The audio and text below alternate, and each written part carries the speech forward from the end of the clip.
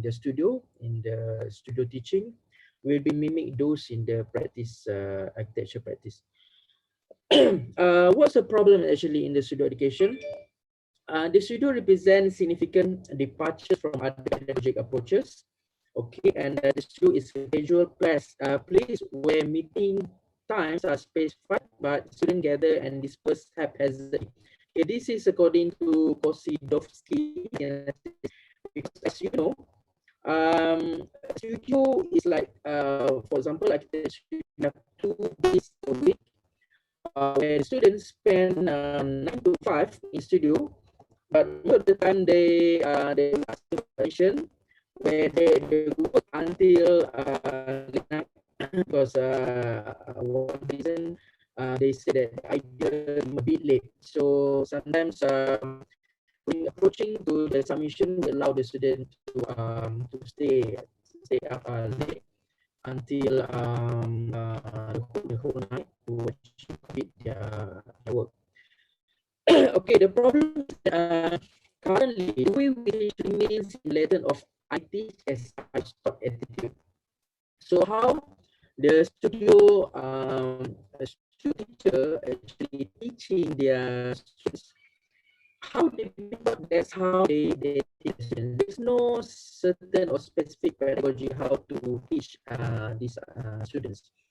So ironically, most design educators and learners place high value on innovation, creativity, and critical thinking, but ignoring the teaching methodologies. So I would say based on the literature, there are very small numbers of innovation found in the studio team. Right. So during this session, I will explain or I will share how the innovation in the studio has been done, especially towards my studio through this SOL methodology. Right. Although studio remains productive and place together ideas and work, it remains unknown in how it should respond to the vast of technology nowadays. So it's a very unique place to learn the studio, but yet there's not much innovations that happen in the studio.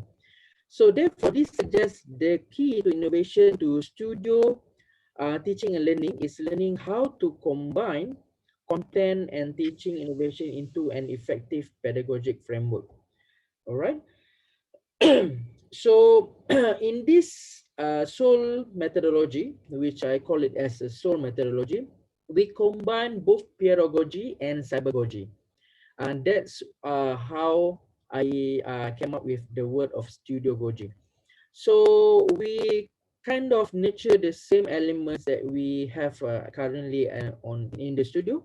The problem-based learning itself, the experiential learning, echoing to further points, critical reflection, and small group work. But somehow we emphasize it much more greater. So this SOL module or SOL methodology is inspired by self-determination theory. This is by, sorry, I need to change this thing. This is inspired by self-determination theory by C. and Ryan in 2008 and real model by Miller and Dunlap in 1995. Also framework by Hanafi 2016 and much more recent by self-regulated design learning by Parks in 2017. And emphasis on the aspect of engagement, support, scaffolding, and guidance, and coordinate them to create more holistic studio experience. Right, this is just a bit of the study. All right, this is the component of the objective of the module is to innovate teaching and learning methodology. Right? Sorry. Yeah. Yeah. Sorry for joining. I Okay. think we have a problem with your audio sound. Can you talk slowly a bit because Talk slowly. your mic. Too loud. Is it too loud? It's breaking. It's breaking. Is it because of the internet? I think the connection. The connection just fine here. Okay, wait.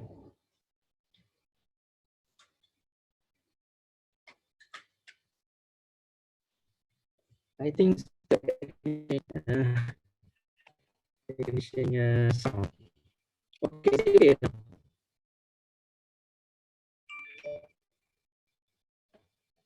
Is it okay now?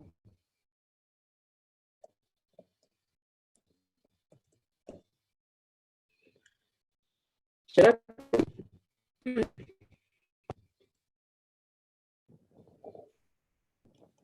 Okay, I just proceed. All right, so the objective of the SOUL module is to innovate teaching and learning methodology in the studio, and is to initiate self-regulated learners in the learning process. Thirdly, to promote thinking and thoughtful discussions. Fourth, to increase architectural skills and collaboration and online competency with what Alpha. And to reduce teaching burden in the studio and promote independent and leadership skills.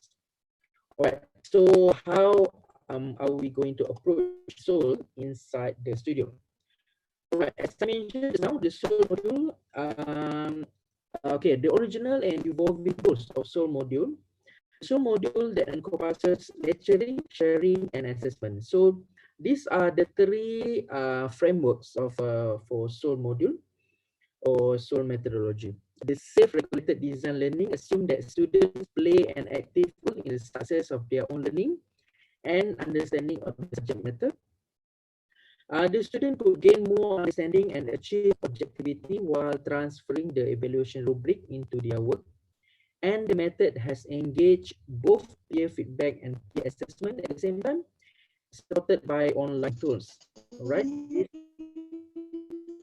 Hello.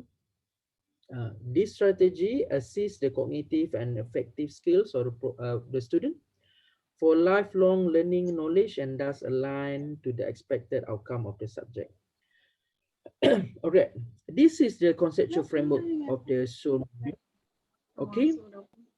The module that hello.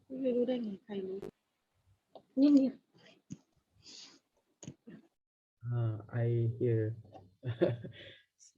Okay. This the framework is to enhance the relationship between tutorial and sharing, the assessment and input lecture, facilitator guidance to observation, and the expected outcome of the subject. All right. Look at the framework where we have three components, which the tutorial and sharing, and then we have the input lecture, and then the assessment part. Okay, how do we do it in the studio? As I mentioned, by definition, Studio Goji is a combination of best practices in peer-to-peer learning that utilize technology and online learning. The term Studio Goji should reflect the new ways of designing the studio pedagogy. At the same time, the academics and practitioners need to improve and equip themselves with the latest technology and the depth knowledge. Among the suggestion for the innovation of pedagogy is to combine both pedagogy and pedagogy in the learning and teaching aspect in the architecture pedagogy. So the combination of pedagogy and pedagogy, that's where the pedagogy and so module become the pedagogy. Okay, let me share the first, this, can the organizer mute okay, all right.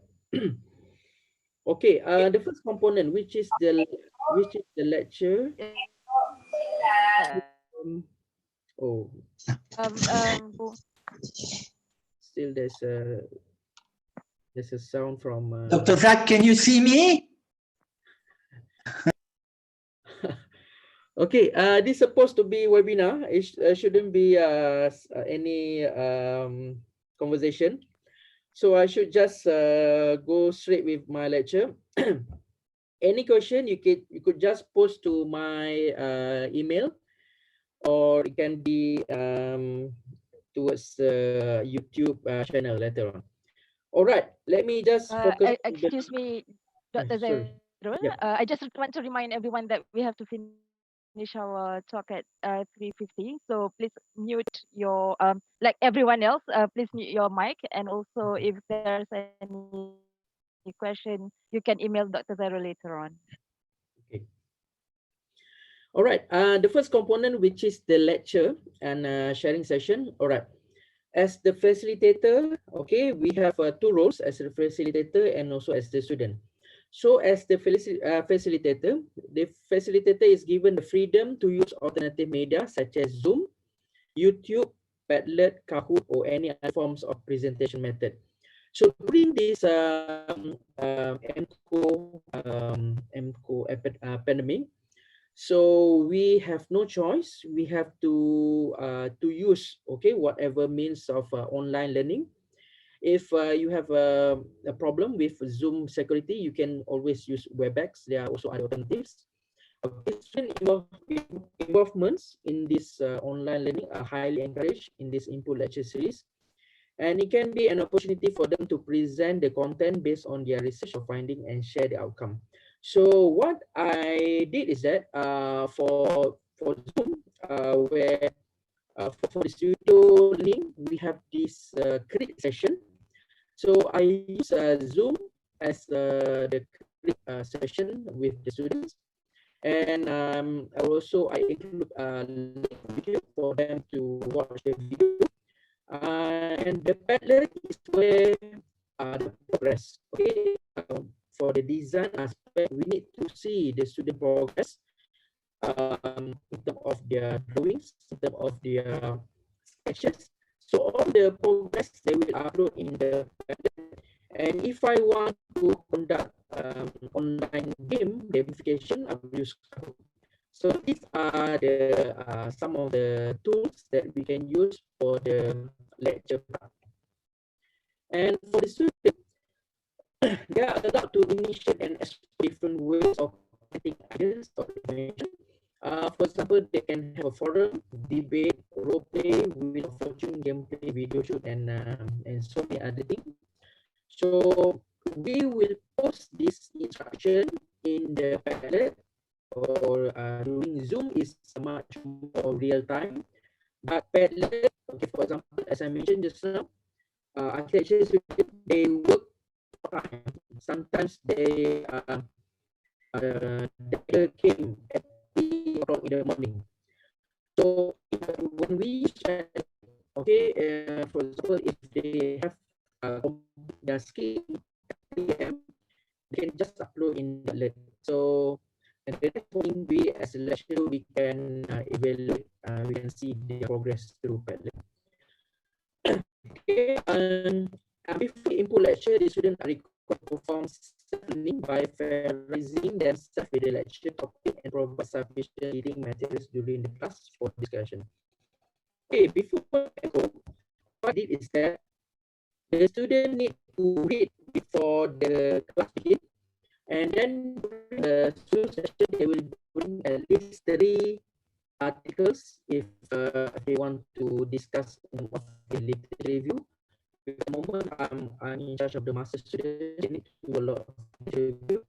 And if it's undergraduate student, maybe they can bring books to the studio, so they find the materials before the discussion um, taking place in the studio.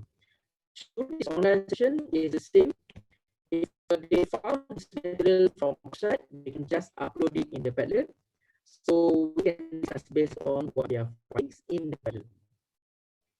So this is some of the things that we've done in the Zoom, and you can use also WebEx.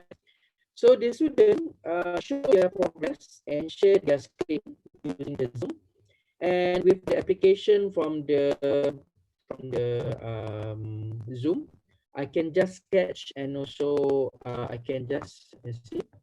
I can just point in and then give my comments based on whatever that I can just sketch on the screen. So this is especially help in terms of the studio learning, because during the normal time also we will give comments. Okay, we give comments to the students we will just sketch on the student drawing to critique their works. Okay. To also monitor their progress, I'm also using Padlet. Okay, Padlet is a free software where you can have these several, for example, like this. I have several elements inside the monitoring section, where we have the literature review, where student needs to upload all the articles that they found online, and then they can have whatever case study that they found. They can just upload in the Padlet. Okay, this is site visit. If they have a questionnaire draft, or whatever that they want to share with me, they just upload in the system, and I will comment. This is there's a comment section, and then the group discussion. This is where they will whatever we discuss in a group, they will upload it. There's a student leader, they will upload it in the Padlet, because this Padlet, if you have, for example, 15 and 20 in the group, or maybe even up to 50, you can just allow all the students have access to the Padlet, and it's free. Okay, and then this is all the fun element. Of course, you can add more elements inside the Padlet, and it's a very handy. Okay, and then next we have this sharing session, where the facilitator have to encourage the students to participate in class and team discussion, and facilitator has to observe the students' participation, and at the same time assess the students' performance. Okay, it's very important um, for studio learning. We don't only expect the student to come up with the final output, which is the drawing, which is the final model, but the progress is very important. So the progress is where the student will share in the Padlet, they will share in the online tools, so that we can see how they progress until their final output, which is the final design. So during the normal session, we allow the student to share their works among their peers. So this is where the peers-to-peers learning take into place. Rather than the traditional way is only one-to-one. The student came for tutorial with one-to-one with the lectures. But then when the second student came in, as the tutor, we need to somehow repeat again our maybe comments from earlier students, which makes very tiring, all right, and tiring and very tedious process. So during this sharing session, the student will share their works with their friends, and then they will go into in a group, and we as a tutor, we become the facilitator. So we just facilitate the session to put the students on the right direction, and to comment if necessary. So this is how the student-centered learning also take into place. And then, okay, this is some of the ways how the sharing session took in during the studio. You can see here the student discuss among themselves. All right, I'm the facilitator. I'm just observe how the student lead the discussion among themselves. Okay, and then they will rotate among themselves, and then show their progress. In this way, um, the progress of the works become much more greater, because previously we have only one-to-one session. When we share, for example, if one student have 3 ideas, then another person have 2 ideas, so they can actually cluster, and they have more ideas about um, whatever the progress in the studio. Okay, the third part, which is the assessment. Okay, there's a very intricate part, where previously how we assess is that in the studio we allow for the lecturers assessing the students' work. But during this SOL methodology, we allow the student to assess among their peers first. We call it peer assessment. So we give them the rubric. So in this way, the student knows what they're being evaluated. So it's very important for the student knows that what they're being evaluated. So somehow they will make sure they improvise their scheme first before they submitting their final design. So they know what they're being evaluated, then they will improve their strategy or their scheme. In this way, we call it as a formative assessment rather than summative assessment. So the student, I think it's not fair to penalize the students towards the end, and then the student only saw the rubric during the final presentation, but somehow we gave the rubric before so that the student aware of what they're being evaluated. Okay. In this during this MCO, I open up this link in the Google Classroom where we have this assignment with a deadline and then with the marks. We will ask the student to upload their works. For example, this is the slide presentation that the student need to upload their works, and then they will give their matrix and then the matrix number, and then this is where I'll give the marks to the student. So we can just allow the deadline. We give the deadline, and then after the deadline, we will give comment for all the schemes that been uploaded. Okay, so this is how we assess for the studio works, and because everything is in digital right now, so the student can just upload their works on the Google Classroom. Okay. Um, as a facilitator, as I mentioned, during this for the SOL methodology, the tutors become facilitator. So we want to avoid the previous function where the student, where the facilitator become autocratic, because everything must come from the lecturers. But with this methodology, we allow the student to take part, okay, and take charge of their own education, to nurture their own learning, so that the tutor will just become the custodian of the group, okay, and then become the facilitator. So there's a constructivism approach where the student know what they want to achieve at the end of the day. Okay. This is an example of rubric that we've given to the studio.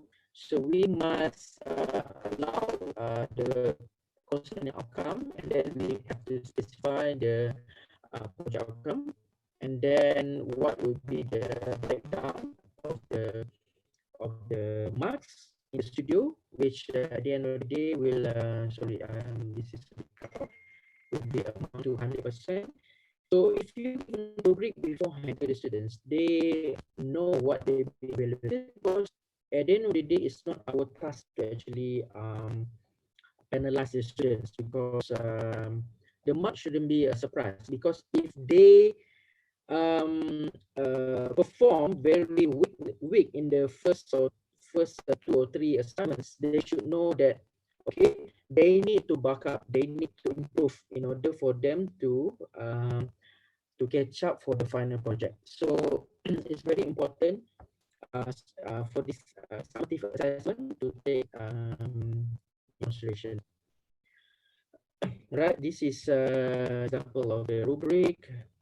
Okay, apart from the rubric that the peers allow to assess among themselves, as the lecturers, we have a separate rubrics that we want to see in terms of the future graduates from our students.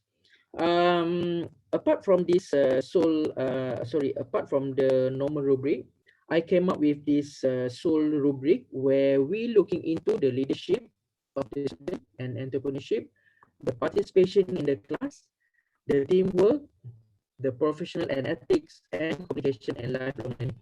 I think these are some of the elements that are also necessary in the studio education, so that we don't only produce graduates who have an only A grade, but also have all these components as future graduates.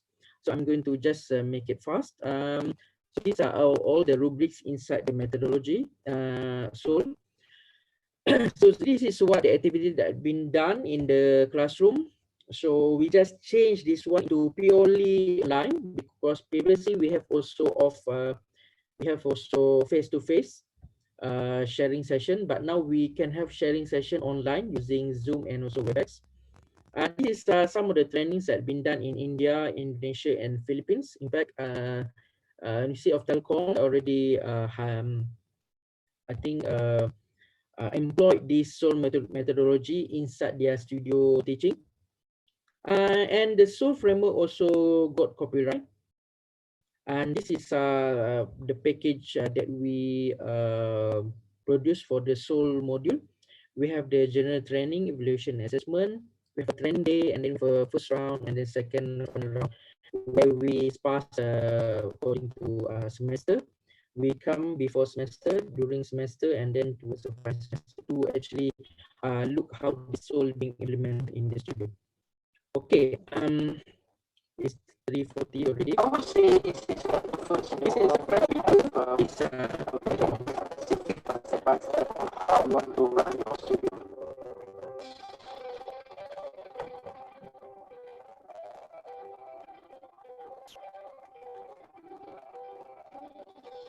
We have three main components, which is tutorial sharing, and second one is the evaluation, and one is the assessment. Discussion with the environment will be less stress or more tangible. The first part is the tutorial sharing.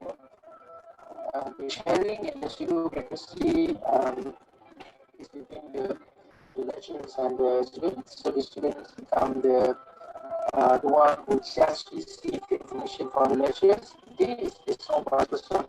So in this setting, we allow the students to actually share with their peers.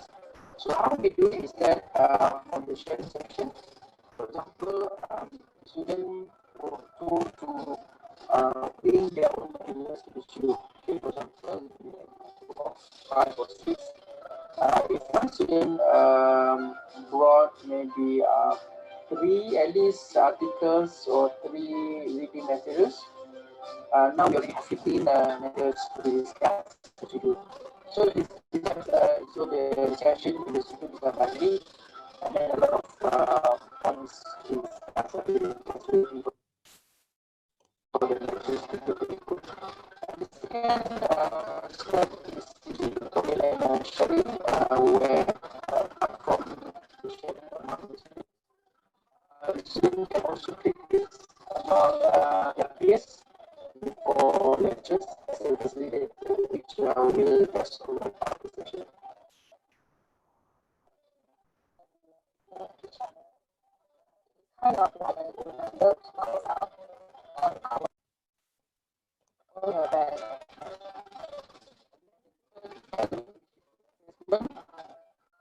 Assessment allow the students to actually assess their peers. And then from this rubric, they know what they've been evaluated, so they know what they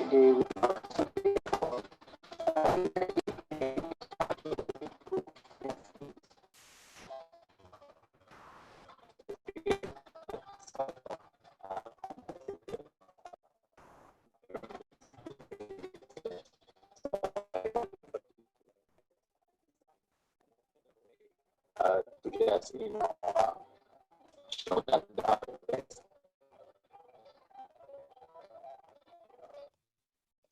We all agree that on the constituents the marks and value for their okay, but they need to have like teamwork spirit, they need to have professional ethics, they need to have communication and leadership and entrepreneurship.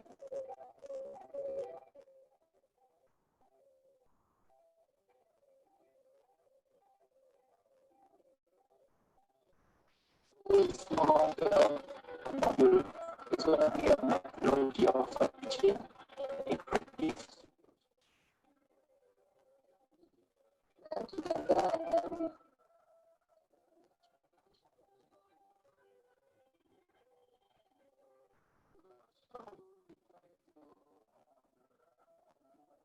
for example, we can come up with quiz, we come up with gamification enough for just students for the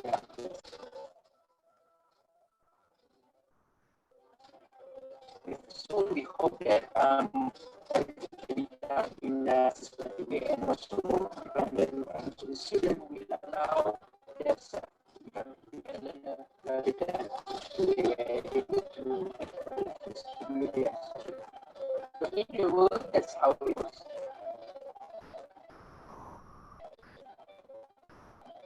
What the nature is kind of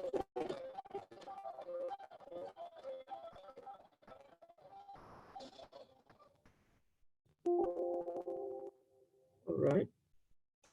Okay. Yeah, that's all from me. I'll give back this session to moderator.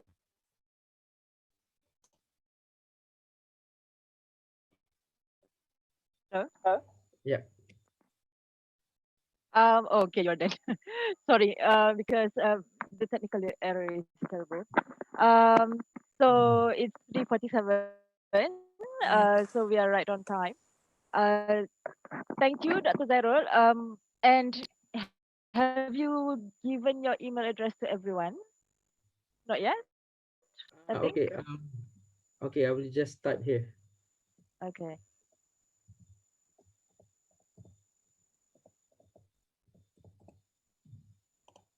Okay. So Can you see that? everyone, that's yes, it's m_zairul@upm.edu.my. Okay, so everyone, since we don't have a Q&A session today, so if you have any question for Dr. Zairul, which I think a lot because of the technical issues, you can email Dr. Zairul after this. And also, if I think if anyone wants the slide as well, probably they can email you, Dr. Zairul, I assume. Yeah. Sure. Yep. Okay. So Okay. thank you everyone to join us. Yeah. Yes, Dr. Zairul. Yeah. Lastly, I'm really sorry because of the technical, because it don't seem a problem in my part here, but maybe I don't know. Yeah, technical problems always the main concern for this e or online learning. So this is something that we need to look into maybe in the future, Yes. inshallah. Yes. I actually have been logged out of Zoom a Oh, few times as well. oh, So anyway, thank you for being with us, Dr. Zarul and everyone else. I think maybe Kate will have another webinar on Friday. So I hope I'll see you. I'll see everyone on Friday. Okay, thank you. Thank you very much. thank you. Okay.